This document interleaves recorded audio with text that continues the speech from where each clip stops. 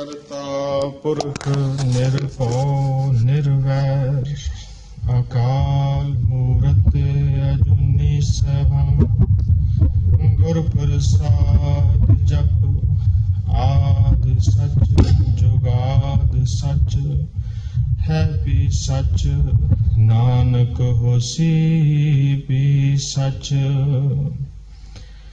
तन तन श्री गुरु ग्रंथ साहिब परम पिता अकाल पुरख दी हजूरी च जुड़ बैठे गुरु रूप साध संगत जी। आप जी ने सुबह तो ही बाणी दा आनंद माणिया। वीरवार तो ही जो अखंड साहिब श्री गुरु ग्रंथ साहिब महाराज जी दे अखंड पाठ रखे गए सन, उन्हां दे भोग निर्विघ्नता सहित अज सवेरे पै हन। उस तो उपरंत सुखमनी साहिब जी दे जाप होए हन। वड्डे भागां नाल कलयुग दे विच इस गुरबाणी नूं सुनन दा मौका मिलदा है। आप वडभागे हो। दास ने जो लड़ीवार कथा उस परम पिता दी किरपा द्वारा शुरू कीती सी, उसकी अज 9वीं पौड़ी दी कथा है। पहलियां 8 पौड़ियां दी कथा हो चुकी है। गुरु साहिब दी इस महान बाणी दे विच सुनन दा की महत्व है। गुरु साहिब जी ने 4 पौड़ियां उचारण कीतियां हन कि सुनन दा साडे जीवन दे विच उस मालिक दी बाणी नूं सुनन दा साडे जीवन दे विच की महत्व है।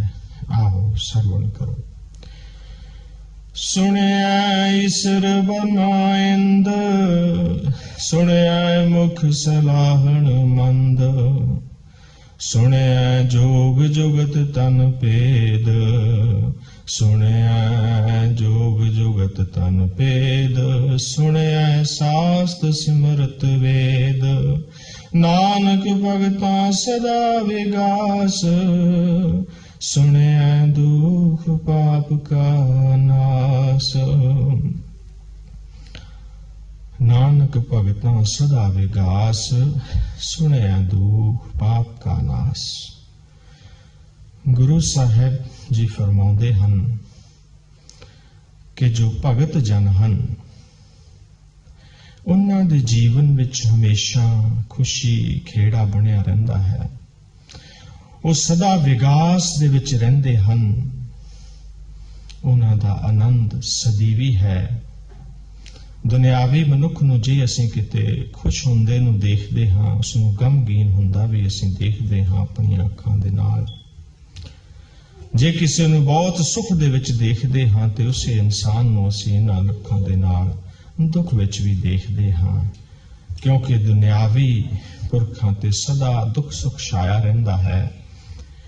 पर जो भगत जन हन, जो उस परिपूर्ण परमात्मा दे नाल जुड़े हुए हन, उन्हां दे मन दे विच खेड़ा विगास हमेशा बनिया रहिंदा है।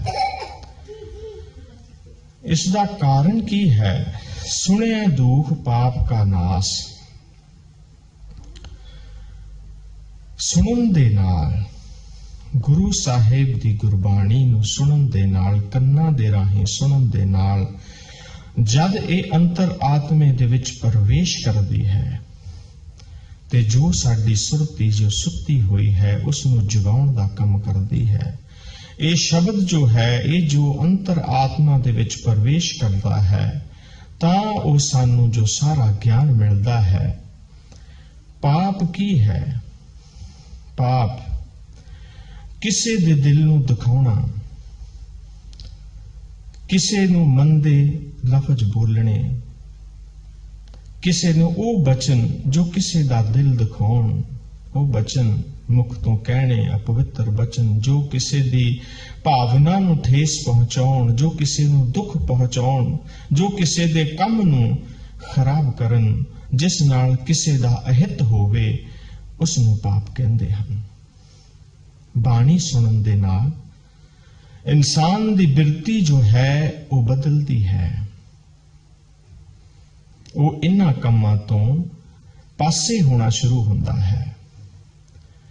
हुण निजम है एक संसार दा, उस परमात्मा दा, उस ईश्वरी विधान है एक कि जो ਅਸੀਂ ਕਿਸੇ ਨੂੰ ਦਿੰਦੇ ਹਾਂ, ਜੋ ਚੋਟ ਅਸੀਂ ਕਿਸੇ ਨੂੰ ਪਹੁੰਚਾਉਂਦੇ ਹਾਂ, ਜੋ ਦੁੱਖ ਅਸੀਂ ਕਿਸੇ ਨੂੰ ਦਿੰਦੇ ਹਾਂ, ਉਹ ਈਸ਼ਵਰੀ ਵਿਧਾਨ ਹੈ ਕਿ ਉਹ ਪਲਟ ਕੇ ਵਾਪਸ ਆਉਂਦਾ ਹੈ, ਉਹ ਪਰਤ ਕੇ ਵਾਪਸ ਆਉਂਦਾ ਹੈ। ਉਹ ਜੋ ਅਸੀਂ ਚੋਟ, ਉਹ ਜੋ ਅਸੀਂ ਦੁੱਖ ਕਿਸੇ ਨੂੰ ਦਿੱਤਾ ਸੀ, ਉਹ ਅਵਸ਼ ਹੈ, ਉਹ ਵਾਪਸ ਤੁਹਾਨੂੰ ਪਰਤ ਕੇ ਮਿਲੇਗਾ। ਉਹਦੇ ਨਾਲ ਸਾਡਾ ਮਨ ਦੁਖੀ ਹੋਏਗਾ। ਉਸ ਨੂੰ ਪਾਪ ਕਹਿੰਦੇ, ਉਹ ਕੀਤੇ ਹੋਏ ਪਾਪ ਹਨ ਜੋ ਉਹ ਅੱਗੇ ਆਉਂਦੇ ਹਨ। ਜੋ ਤੁਸੀਂ ਦੇਵੋਗੇ ਉਹ ਹੀ ਤੁਹਾਨੂੰ ਮਿਲਦਾ ਹੈ। ਇਸ ਤਰ੍ਹਾਂ ਜੇ ਅਸੀਂ ਕਿਸੇ ਦਾ ਮਨ ਦਿਖਾਉਂਦੇ ਹਾਂ ਜਾਂ ਕਿਸੇ ਨੂੰ ਚੋਟ ਪਹੁੰਚਾਉਂਦੇ ਹਾਂ ਤੇ ਉਹ ਅਵਸ਼ ਹੈ, ਉਹ ਚੋਟ ਜਿਹੜੀ ਵਾਪਸ ਮਿਲੇਗੀ। ਉਹਦੇ ਨਾਲ ਕੀ ਹੈ? ਪਾਪੀ ਦੁਖੀ ਹੋਵੇਗਾ। ਅਸੀਂ ਕਿਸੇ ਨੂੰ ਦੁੱਖ ਦਿੱਤਾ, ਉਹ ਦੁੱਖ ਮਿਲਿਆ ਸਾਨੂੰ ਵਾਪਸ। ਇਸੇ ਤਰ੍ਹਾਂ ਅਸੀਂ ਸਾਰੀ ਹੀ ਜ਼ਿੰਦਗੀ ਇਹਨਾਂ ਦੁੱਖ ਸੁੱਖ ਦੇ ਕਰਮਾਂ ਦੇ ਭੋਗਦੇ ਰਹਿੰਦੇ ਹਾਂ। ਕਰਮ ਜੋ ਬਣਦੇ ਹਨ ਇਹਨਾਂ ਚੀਜ਼ਾਂ ਤੋਂ ਹੀ ਬਣਦੇ ਹਨ। ਜੋ ਅਸੀਂ ਕਿਸੇ ਨੂੰ ਦਿੰਦੇ ਹਾਂ, ਜੋ ਅਸੀਂ ਕਿਸੇ ਨੂੰ ਵੰਡਦੇ ਹਾਂ, ਉਹ ਹੀ ਸਾਨੂੰ ਵਾਪਸ ਆਉਂਦਾ ਹੈ। ਇਸ ਤਰ੍ਹਾਂ ਜੋ ਪਾਪੀ ਹੈ ਉਹ ਦੂਸਰਿਆਂ ਦੀ ਨਿੰਦਿਆ ਚੁਗਲੀ ਕਰਕੇ, ਦੂਸਰਿਆਂ ਨੂੰ ਦੁੱਖ ਪਹੁੰਚਾ ਕੇ, ਕਿਸੇ ਦੇ ਹਿੱਤ ਨੂੰ ਅਹਿਤ ਕਰਕੇ ਜੋ ਦੁੱਖ ਪਹੁੰਚਾਉਂਦਾ ਹੈ, ਉਹੀ ਦੁੱਖ ਉਸ ਨੂੰ ਵਾਪਸ ਆਉਂਦਾ ਹੈ। ਔਰ ਇਸ ਤਰ੍ਹਾਂ ਇਨਸਾਨ ਜੋ ਹੈ ਉਹ ਦੁੱਖ ਦੇ ਜੰਜਾਲ ਵਿੱਚੋਂ ਨਹੀਂ ਨਿਕਲਦਾ। ਗੁਰੂ ਸਾਹਿਬ ਜੀ ਫਰਮਾਉਂਦੇ ਹਨ ਕਿ ਗੁਰਬਾਣੀ ਪੜ੍ਹਨ ਦੇ ਨਾਲ, ਅਸੀਂ ਗੁਰਬਾਣੀ ਮੁਖ ਨਾਲ ਪੜ੍ਹਨੀ ਹੈ, ਰਸਨਾ ਨਾਲ ਪੜ੍ਹਨੀ ਹੈ। ਉਸ ਨੂੰ ਕੰਨਾਂ ਦੇ ਰਾਹੀਂ ਅਸੀਂ ਆਪਣੀ ਅੰਤਰ ਆਤਮਾ ਦੇ ਵਿੱਚ ਜਦੋਂ ਪ੍ਰਵੇਸ਼ ਕਰਾਂਗੇ, ਉਸ ਵੇਲੇ ਜੋ ਮਨੁੱਖ ਦੀ ਬਿਰਤੀ ਹੈ ਉਹ ਬਦਲ ਜਾਂਦੀ ਹੈ। ਉਹ ਕਿਸੇ ਨੂੰ ਦੁੱਖ ਨਹੀਂ ਪਹੁੰਚਾਵੇਗਾ, ਉਹ ਕਿਸੇ ਨੂੰ ਠੇਸ ਨਹੀਂ ਪਹੁੰਚਾਵੇਗਾ। ਬਾਣੀ ਸੁਣਨ ਦੇ ਨਾਲ ਇਨਸਾਨ ਨਿੰਦਿਆ, ਚੁਗਲੀ, ਇਹ ਜੋ ਵੀ ਬਖੀਲੀਆਂ ਹਨ ਜੀਵਨ ਦੇ ਵਿੱਚ, ਉਹਨਾਂ ਤੋਂ ਦੂਰ ਹੋ ਜਾਂਦਾ ਹੈ।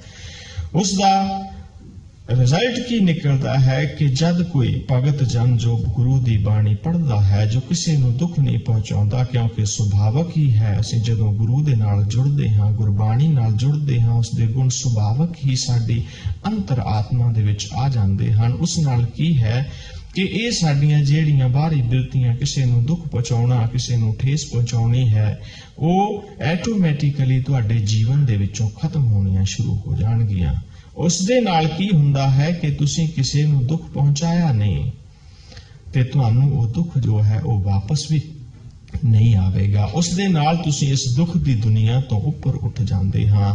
ਇਹੀ ਕਾਰਨ ਹੈ ਕਿ ਜੋ ਭਗਤ ਜਨ ਹਨ ਉਹ ਜੋ ਸਦਾ ਵਿਗਾਸ ਦੇ ਵਿੱਚ, ਨਾਨਕ ਭਗਤਾਂ ਸਦਾ ਵਿਗਾਸ, ਸੁਣਿਆ ਦੁਖ ਪਾਪ ਕਾ ਨਾਸ, ਉਹ ਜੋ ਹੈ ਸਦਾ ਵਿਗਾਸ ਵਿੱਚ, ਸਦਾ ਖੇੜੇ ਦੇ ਵਿੱਚ ਰਹਿੰਦੇ ਹਨ। ਹੁਣ ਗੁਰੂ ਸਾਹਿਬ ਫਰਮਾਨ ਕਰਦੇ ਹਨ ਕਿ ਸੁਣਨ ਦੇ ਨਾਲ ਉਸ ਪ੍ਰਭੂ ਦੀ, ਉਸ ਅਕਾਲ ਪੁਰਖ ਦੀ, ਉਸ ਪਰਮ ਪਿਤਾ ਦੀ ਬਾਣੀ ਨੂੰ ਜੋ ਧੁਰ ਤੋਂ ਆਈ ਹੈ, ਉਸ ਨੂੰ ਸੁਣਨ ਦੇ ਨਾਲ ਸਾਡੇ ਜੀਵਨ ਦੇ ਵਿੱਚ ਸਾਨੂੰ ਕੀ ਕੀ ਪ੍ਰਾਪਤੀਆਂ ਹੁੰਦੀਆਂ ਹਨ।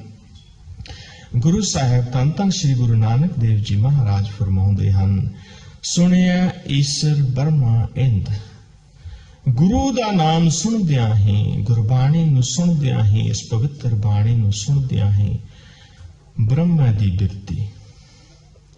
ਪ੍ਰਾਚੀਨ ਕਾਲ ਦੇ ਵਿੱਚ ਬ੍ਰਹਮਾ ਇੱਕ ਉੱਘਾ ਦਾਰਸ਼ਨਿਕ ਹੋਇਆ ਹੈ। ਬ੍ਰਹਮਾ ਹਰ ਤੱਤ ਨੂੰ ਪਛਾਣਦਾ ਸੀ। ਜੀਵ ਕੀ ਹੈ, ਇਹ ਦੁਨੀਆ ਕੀ ਹੈ, ਆਕਾਸ਼ ਕੀ ਹੈ, ਪਾਤਾਲ ਕੀ ਹੈ, ਬਨਸਪਤੀ ਕੀ ਹੈ। ਉਸਨੇ ਦੁਨੀਆ ਦੇ, ਇਸ ਸੰਸਾਰ ਦੇ ਹਰ ਤੱਤ ਨੂੰ ਜਾਣਨ ਦੀ ਕੋਸ਼ਿਸ਼ ਕੀਤੀ, ਜੋ ਹਰ ਇੱਕ ਕਿਸੇ ਵੀ ਚੀਜ਼ ਨੂੰ ਬਹੁਤ ਗਹਿਰੀ ਦ੍ਰਿਸ਼ਟੀ ਨਾਲ ਦੇਖੇ, ਉਸ ਨੂੰ ਦਾਰਸ਼ਨਿਕ ਕਹਿੰਦੇ ਹਨ। ਬ੍ਰਹਮਾ ਦੀ ਬਹੁਤ ਗਹਿਰੀ ਦ੍ਰਿਸ਼ਟੀ ਸੀ, ਜਿਸ ਨਾਲ ਉਸਨੇ ਇਸ ਸੰਸਾਰ ਦੇ ਵਿੱਚ ਸਾਨੂੰ ਬਹੁਤ ਕੁਝ ਦਿੱਤਾ ਹੈ। ਦਵਾਈਆਂ, ਬੂਟੀਆਂ ਜੋ ਵੀ ਹਨ, ਜੋ ਦਾਰਸ਼ਨਿਕ ਬਾਅਦ ਦੇ ਵਿੱਚ ਹੋਏ ਹਨ, ਉਹਨਾਂ ਨੂੰ ਬ੍ਰਹਮਾ ਨੇ ਜੋ ਦਾਰਸ਼ਨਿਕ ਬਣ ਕੇ ਉਹਨਾਂ ਨੂੰ ਜੋ ਰਸਤਾ ਦਿਖਾਇਆ ਸੀ। ਔਰ ਸੁਣਨ ਦੇ ਨਾਲ ਗੁਰੂ ਨਾਨਕ ਸਾਹਿਬ ਜੀ ਕਹਿੰਦੇ ਹਨ ਕਿ ਬ੍ਰਹਮਾ ਦੀ ਪਦਵੀ ਜੋ ਹੈ ਉਹ ਇਨਸਾਨ ਨੂੰ ਪ੍ਰਾਪਤ ਹੋ ਜਾਂਦੀ ਹੈ। ਗੁਰਬਾਣੀ ਸੁਣਨ ਦੇ ਨਾਲ, ਨਾਮ ਜਪਣ ਦੇ ਨਾਲ ਇਹ ਜਿਹੜੀ ਬ੍ਰਹਮਾ ਦੀ ਪਦਵੀ ਹੈ, ਇਹ ਦਾਰਸ਼ਨਿਕ ਦੀ ਜੋ ਪਦਵੀ ਹੈ ਪ੍ਰਾਪਤ ਹੁੰਦੀ ਹੈ। ਗੁਰਬਾਣੀ ਪੜ੍ਹਨ ਵਾਲਾ, ਨਾਮ ਜਪਣ ਵਾਲਾ ਇਨਸਾਨ ਕਦੇ ਮੂਰਖ ਨਹੀਂ ਹੋ ਸਕਦਾ। ਉਹ ਉੱਘਾ ਸਿਆਣਾ ਹੋਵੇਗਾ, ਉਹ ਉੱਘਾ ਦਾਰਸ਼ਨਿਕ ਹੋਵੇਗਾ। ਹਾਂ, ਇਹ ਗੱਲ ਵੱਖਰੀ ਹੈ ਕਿ ਸੰਸਾਰ जिस इंसान ने, जिस भगत ने दुनिया दे विकारां नूं छड्ड दिता है, दुनिया दे रस नूं नहीं माणदा, उस नूं असीं मूर्ख कहंदे हां। ਇਹ ਦੁਨਿਆਵੀ ਵਿਚਾਰ ਜੋ ਹੈ, ਪਰ ਗੁਰਬਾਣੀ ਪੜਨ ਵਾਲਾ, ਉਸ ਪ੍ਰਭੂ ਦੇ ਨਾਮ ਨੂੰ ਜੋ ਜਪਣ ਵਾਲਾ ਹੈ, ਉਹ ਕਦੇ ਮੂੜ ਨਹੀਂ ਰਹੇਗਾ, ਉਹ ਮੂਰਖ ਨਹੀਂ ਰਹੇਗਾ, ਉਹ ਅਤ ਸਿਆਣਾ ਹੋ ਜਾਵੇਗਾ। ਭਗਤ ਨਾਮਦੇਵ ਜੀ ਕਹਿੰਦੇ ਹਨ, ਸੰਤੋ ਮੱਖਣ ਖਾਇਆ, ਛਾਛ ਪੀਏ ਸੰਸਾਰ। ਭਗਤ ਨਾਮਦੇਵ ਜੀ ਕਹਿੰਦੇ ਹਨ ਕਿ ਜੋ ਸੰਤ ਜਨ ਹਨ ਉਹ ਮੱਖਣ ਛਕਦੇ ਹਨ, और जो दुनिया है, जो संसार है, ये लस्सी पी रहा है। हुण जिहड़ा मक्खण छकदा है वो मूर्ख ते हो नहीं सकदा। मूर्ख ते वो है जो लस्सी ते गुजारा कर रहा है, जिसनूं असली तत्त दा नहीं पता। असली तत्त इंसान जो है वो संसार दे रसां नूं माणदा है, वो इन्हां विकारां नूं माणदा है, उसदे कोल भी रस है। पर जो भगत जन हन उन्हां दे कोल नाम दा रस है, वो मक्खण छकदे हन। वो जो है वो अत सियाणे महादार्शनिक हुंदे हन। गुरु साहिब जी, गुरु नानक देव जी फरमाउंदे हन कि ब्रह्मा वर्गा ज्ञानी बन जांदा है गुरु दी बाणी पढ़न दे नाल। ਉਹ ਸ਼ੰਕਰ ਵਰਗਾ ਤਿਆਗੀ ਬਣ ਜਾਂਦਾ ਹੈ। ਤਿਆਗ ਦੀ ਮੂਰਤੀ ਸੀ ਸ਼ੰਕਰ ਦੀ। ਉਹਨਾਂ ਦਾ ਗੁਰਬਾਣੀ ਪੜਨ ਵਾਲਾ ਇਨਸਾਨ ਤਿਆਗੀ ਬਣ ਜਾਂਦਾ ਹੈ, ਉਹ ਦਾਰਸ਼ਨਿਕ ਬਣ ਜਾਂਦਾ ਹੈ। ਸੁਣਿਆ ਈਸ਼ਰ ਬਰਮਾ ਇੰਦ, ਉਹ ਨੂੰ ਇੰਦਰ ਵਰਗੀ ਪਦਵੀ ਪ੍ਰਾਪਤ ਹੋ ਜਾਂਦੀ ਹੈ। ਇੰਦਰ ਨੂੰ ਸਵਰਗ ਦਾ ਰਾਜਾ ਕਿਹਾ ਜਾਂਦਾ ਹੈ। ਉਹ ਸਾਰੇ ਹੀ ਐਸ਼ ਵਰਗ ਦਾ ਮਾਲਕ ਹੈ। ਐਸ਼ ਵਰਗ ਦਾ ਮਤਲਬ ਇਹ ਹੈ कि जो इंसान अपनियां इंद्रियां ते काबू पा लवे, अपने विकारां ते काबू पा के इस संसार दे विच उस प्रभु दे रस नूं मान के अपने तन नूं, अपने मन नूं काबू करके हर चीज दा आनंद माणदा है, वो इंद्र दी पदवी है। वो नाम पढ़न दे नाल, नाम जपन दे नाल हिरदे विच जो नाम वसदा है, जो साडी सुरती सुत्ती पई है, वो जाग के उन्नू ब्रह्मा, ईश्वर ते इंद्र जैसी पदवी प्राप्त हो जाती है। हुण जो इंसान अपने जीवन दे विच बहुत भगत रस माणदा है, अगर वो इंसान भोजन छकदा है तो जो आनंद उसनूं प्राप्त हुंदा है वो एक आम इंसान नूं प्राप्त नहीं हुंदा। संगीत दी दुनिया दे विच गवाच के जो बिस्मात दी दुनिया दे विच एक भगत जन उसदा आनंद लैंदा है, वो आम इंसान नहीं लैंदा। हुण गल इह है कि कोई भी इंसान ये चाहे कि मैं पानी बाद विच पीवांगा, पहला मेरी प्यास बुझनी चाहिए है। मैं भोजन बाद दे विच छकांगा, पहला मेरी प्यास बुझनी चाहिए है। मैनू अख मैं बाद दे विच खोलांगा, पर मैनू पहला प्रकाश दिसना चाहिए है। ये असंभव है। अगर प्यास मिटाउनी है तो पानी पहला छकना पेगा, पानी पहला पीना पेगा। भुख मिटाउनी है, भोजन पहला खाना पवेगा। प्रकाश नूं देखना है तो अख नूं खोलना पवेगा। हूबहू इसे तरह का ही परमात्मा का विधान है। अगर असी इन्हां पदवियां नूं पाउणा चाहुंदे हां, उस परमात्मा नाल मिलना चाहुंदे हां, ते सानू जो उस परमात्मा की बाणी नूं मुख नाल जपना ते कन्ना नाल सुन के अपने अंतर आत्मे दे विच वसाउणा पवेगा। ये पहला करना पवेगा, उस तो बाद ही उस परमात्मा का ज्ञान आवेगा। सुनिया मुख सलाहण मंद, जो मंदे पुरुष हन, नीच पुरुष हन, जिन्हां दे कर्म नीवें हन।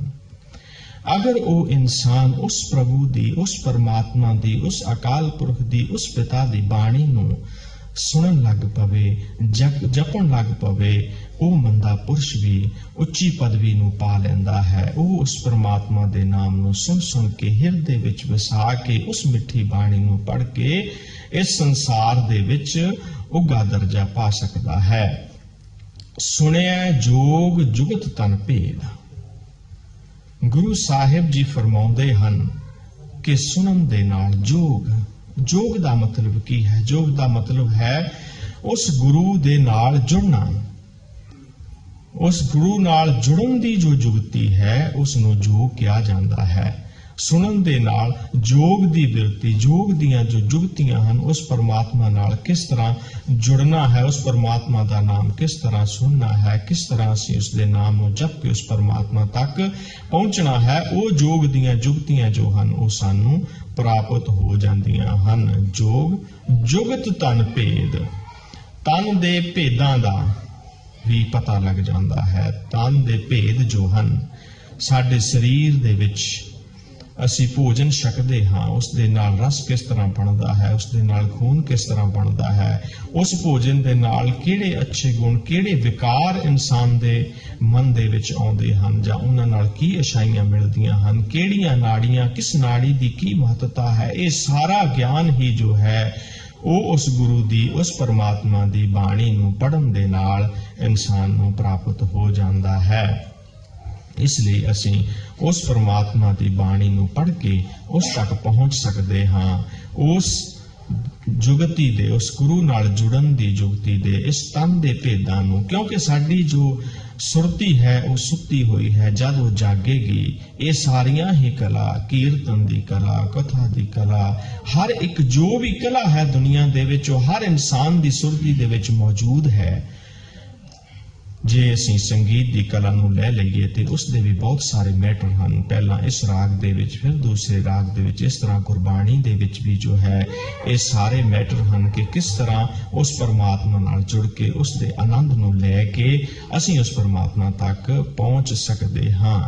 ਗੁਰਬਾਣੀ ਸੁਣਨ ਦੇ ਨਾਲ, ਇੱਕ ਵਾਰ ਗੁਰੂ ਗੋਬਿੰਦ ਸਿੰਘ ਜੀ ਮਹਾਰਾਜ ਆਨੰਦਪੁਰ ਸਾਹਿਬ ਦੇ ਵਿੱਚ ਦੀਵਾਨ ਲੱਗਾ ਹੋਇਆ ਹੈ, ਇੱਕ ਗੁਰਸਿੱਖ ਆਇਆ, ਗਲ ਦੇ ਵਿੱਚ ਪੱਲਾ ਪਾ ਕੇ ਗੁਰੂ ਸਾਹਿਬ ਨੂੰ ਕਹਿਣ ਲੱਗੇ, ਬੇਨਤੀ ਕੀਤੀ, ਗੁਰੂ ਸਾਹਿਬ ਹੋਰ ਵੀ ਗੁਰਸਿੱਖ ਤੁਹਾਡੇ ਨਾਲ ਜੁੜੇ ਹਨ, ਮੈਂ ਵੀ ਉਨੇ ਸਮੇਂ ਤੋਂ ਹੀ ਜੁੜਿਆ ਹੋਇਆ ਹਾਂ, ਪਰ ਮੇਰੇ ਜੀਵਨ ਦੇ ਵਿੱਚ ਕੋਈ ਵੀ ਪਰਿਵਰਤਨ ਨਹੀਂ ਆ ਰਿਹਾ।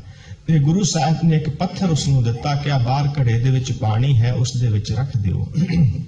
ਉਹ ਉਸ ਦੇ ਵਿੱਚ ਰੱਖਿਆ ਹੈ। ਬਾਅਦ ਦੇ ਵਿੱਚ ਗੁਰੂ ਸਾਹਿਬ ਨੇ ਉਹਨਾਂ ਨੂੰ ਇੱਕ ਪਤਾਸਾ ਦਿੱਤਾ, ਕਹਿੰਦੇ ਇਹ ਵੀ ਉਸ ਪਾਣੀ ਦੇ ਵਿੱਚ ਰੱਖਿਆ। 10-15 ਮਿੰਟ ਦੇ ਬਾਅਦ ਗੁਰੂ ਸਾਹਿਬ ਨੇ ਉਸ ਨੂੰ ਕਿਹਾ ਕਿ ਹੁਣ ਇਸ ਤਰ੍ਹਾਂ ਕਰੋ, ਤੁਸੀਂ ਪੱਥਰ ਕੱਢ ਕੇ ਲਿਆਓ ਤੇ ਉਸ ਪਤਾਸੇ ਨੂੰ ਵੀ ਕੱਢ ਕੇ ਲਿਆਓ। ਜਦੋਂ ਉਹ ਗੁਰਸਿੱਖ ਗਿਆ, ਉਹ ਪੱਥਰ ਨੂੰ ਤੇ ਕੱਢ ਲਿਆ, ਪਰ ਪਾਣੀ ਜੋ ਪਤਾਸਾ ਸੀ ਉਹ ਪਾਣੀ ਦੇ ਵਿੱਚ ਸਮਾ ਚੁੱਕਾ ਸੀ। ਜਦੋਂ ਉਸਨੇ ਗੁਰੂ ਸਾਹਿਬ ਨੂੰ ਇਹ ਵਾਰਤਾ ਦੱਸੀ, ਗੁਰੂ ਸਾਹਿਬ ਕਹਿੰਦੇ ਆ, ਗੁਰਸਿੱਖ ਇਹ ਤੇਰਾ ਜਵਾਬ ਹੈ। ਅਸੀਂ ਹਉਮੈ ਦੇ ਵਿੱਚ, ਅਸੀਂ ਹੰਕਾਰ ਦੇ ਵਿੱਚ ਜੋ ਪੱਥਰ ਬਣੇ ਹੋਏ ਹਾਂ, ਉਸ ਅੰਮ੍ਰਿਤ ਰੂਪੀ ਪਾਣੀ ਦੇ ਵਿੱਚ, ਉਸ ਗੁਰੂ ਦੇ ਵਿੱਚ ਲੀਨ ਨਹੀਂ ਹੋ ਸਕਦੇ, ਉਸ ਨਾਲ ਨਹੀਂ ਮਿਲ ਸਕਦੇ। ਸਾਨੂੰ ਆਪਣੀ ਹਉਮੈ ਮਾਰ ਕੇ ਇਸ ਪਤਾਸੇ ਦੀ ਤਰ੍ਹਾਂ ਨਿਮਰਤਾ ਦੇ ਨਾਲ ਉਸ ਪ੍ਰਭੂ ਰੂਪੀ ਪਾਣੀ ਦੇ ਵਿੱਚ ਅਸੀਂ ਤਾਂ ਹੀ ਸਮਾ ਸਕਦੇ ਹਾਂ ਜੇ ਹਉਮੈ ਹੰਕਾਰ ਨੂੰ ਛੱਡ ਕੇ ਉਸ ਦੇ ਨਾਲ ਜੁੜ ਕੇ ਇਸ ਪਤਾਸੇ ਵਰਗੀ ਨਿਮਰਤਾ ਲੈ ਕੇ ਉਸ ਦੇ ਵਿੱਚ ਮਿਲੀਏ, ਤਾਂ ਹੀ ਅਸੀਂ ਉਸ ਪਰਮਾਤਮਾ ਨੂੰ ਮਿਲ ਸਕਦੇ ਹਾਂ। ਇਤਨੀਆਂ ਹੀ ਬੇਨਤੀਆਂ ਪ੍ਰਵਾਨ ਕਰਨੀਆਂ। ਕਥਾ ਕਰਦਿਆਂ ਹੋਇਆਂ ਕੋਈ ਸ਼ਬਦ ਗੁਰਬਾਣੀ ਤੋਂ ਵੱਧ ਘੱਟ ਕਹਿ ਗਿਆ ਹੋਵੇ ਜਾਂ ਕੋਈ ਗਲਤੀ ਹੋ ਗਈ ਹੋਵੇ, ਮੇਰੀਆਂ ਗਲਤੀਆਂ ਮੇਰੀ ਝੋਲੀ ਦੇ ਵਿੱਚ ਪਾ ਦੇਣੀਆਂ। ਜੋ ਗੁਰੂ ਦਾ ਸ਼ਬਦ ਹਿਰਦੇ ਵਿੱਚ ਲੈ ਕੇ ਉਸ ਨੂੰ, ਉਸ ਪਰਮਾਤਮਾ ਨਾਲ ਮਿਲਣ ਦਾ ਰਾਹ ਆਪਣੇ ਜੀਵਨ ਵਿੱਚ ਸੁਖ ਪਹੁੰਚਾਉਣ ਦੀ ਕੋਸ਼ਿਸ਼ ਕਰਨੀ, ਉਸ ਪ੍ਰਭੂ ਨਾਲ ਜੁੜਨ ਦੀ ਕੋਸ਼ਿਸ਼ ਕਰਨੀ। ਇਤਨੀਆਂ ਹੀ ਬੇਨਤੀਆਂ ਪ੍ਰਵਾਨ। ਭੁੱਲ ਚੁੱਕ ਮਾਫ। ਵਾਹਿਗੁਰੂ ਜੀ ਕਾ ਖਾਲਸਾ, ਵਾਹਿਗੁਰੂ ਜੀ ਕੀ ਫਤਿਹ। ਹੁਣ ਅੱਗੇ ਕੀਰਤਨ ਦੁਆਰਾ ਤੁਹਾਨੂੰ ਭਾਈ ਸਾਹਿਬ ਜੀ ਨਿਹਾਲ ਕਰਨਗੇ। ਆਓ ਕੀਰਤਨ ਦੇ ਨਾਲ ਜੁੜੀਏ। ਵਾਹਿਗੁਰੂ ਜੀ ਕਾ ਖਾਲਸਾ।